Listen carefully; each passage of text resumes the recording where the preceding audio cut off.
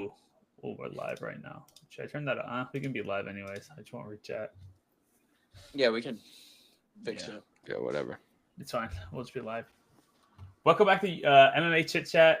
We have 3 people here instead of the usual 4. Chia, Jackson, Joey. I know we haven't been on in a while, but I think this is a perfect card to get right back on track with UFC Fight Night, Imavov versus Kyle Barala. I think we'll have some differing opinions on this fight, but we'll go through 2 prelim fights we just want to deep dive into a little more before we get into the main card. I think the first prelim fight everyone has their eyes on is Andres Gustafsson versus Renat. What do you got, guys? I don't know. Yeah.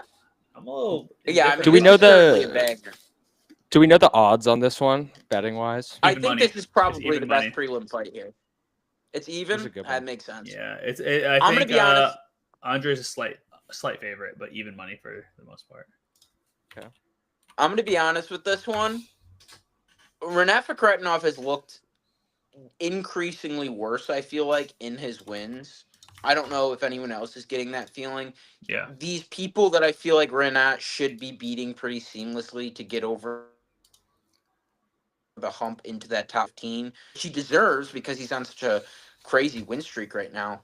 But he's just not convincingly winning fights. And that scares me, especially when he's going up against a freight train in Andreas Gustafsson, who just walked through Chaos Williams super easily, was able to out wrestle him, out break him, just absolutely outperform Chaos Williams, who's a pretty talented welterweight right now.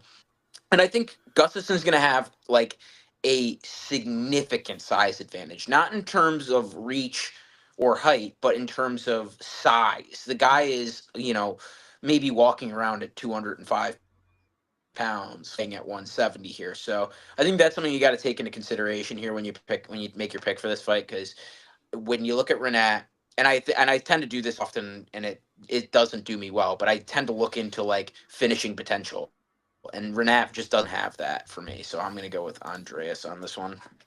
And Andreas is a wild man too, and it's like Renat. He's been getting these wins. I mean, the Leal thing, like I don't even know if he actually won that fight personally. And then He did he not. almost got finished in Yeah. the 2 fights before that. I'm pretty sure there was the draw, and then he was getting pretty much every single one of his takedown stuff by Leal. And Gustafsson obviously has the danger aspect on his side. That's pretty much just it doesn't, like, Renat has no finishing ability whatsoever at this point in his career. So rather go with the guy who has the finishing upside, kind of like Joey was saying. Yeah. I told you guys that in the Alexander Gustafsson versus Chaos Williams fight, Alexander Gustafsson was going to win. He was an underdog. No one believed me. I said Chaos was only in the UFC because his name was Chaos. He had nothing special about him. And look, I was right again. So I think I'm the most in tune to break down this fight and tell you who's going to win. Because Renat, he lost to Carlos Leal. I know he won on paper, but if anyone with 2 eyes watched that fight, he lost it. He lost. Let's be real here. Yeah. The level of competition Renat has fought, I think almost everyone beats Chaos Williams too. Talking about Brian Battle, he beats Chaos Williams. Maybe not. Maybe in dirty boxing right now. Talk about Carlos beats Chaos Williams. Dalby beats Chaos Williams. So Renat has fought these better competition. I don't think Andres Gustafsson's wrestling is going to be a factor for Renat. The only thing that scares me is the clinch. Because I feel like if they get in the clinch, Andreas is going to disengage with these nasty elbows, nasty knees. It's going to be a problem for Renat. I think Renat he didn't have the best showing versus the Carlos Leal fight. And like Joey said, like, his wins aren't decisive, but they're wins at the end of the day. And I think he does the same thing to Andre Gustafsson. He squeaks out a win. I think the odds makers are kind of disrespecting Renat just because of one performance and overestimating Andres Gustafsson because of one performance. So I'm taking the underdog on Renat here.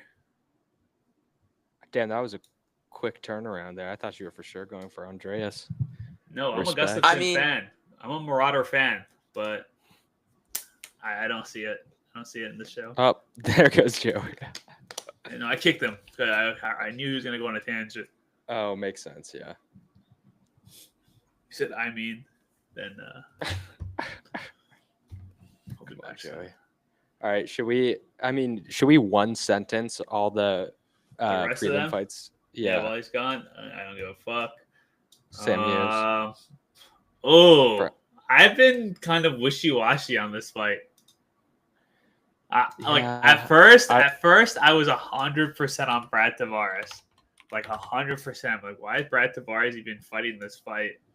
And then I looked at Roberts' last fight, and he lost to Ehor too. Yeah, never mind. I'm fucking taking Brad. Joey's back. Joey, what were you gonna say about the fight? Joey, I thought Joey was gonna say something about this fight before we break down the.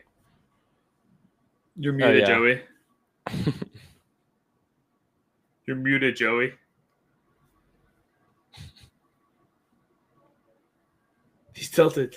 You want to go to Zoom, Joey? Joey signal for Zoom. Let me text him. Signaling's not going to work.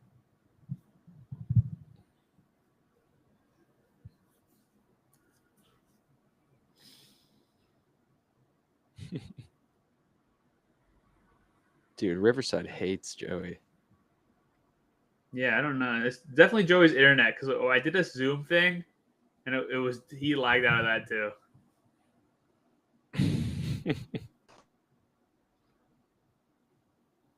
What up, Joey? Zoom, can you hear us? Not if you can hear us. You want to go to Zoom? Can you create a Zoom link? I think you said yeah, but yeah, okay. All right, I'll see you guys in Zoom.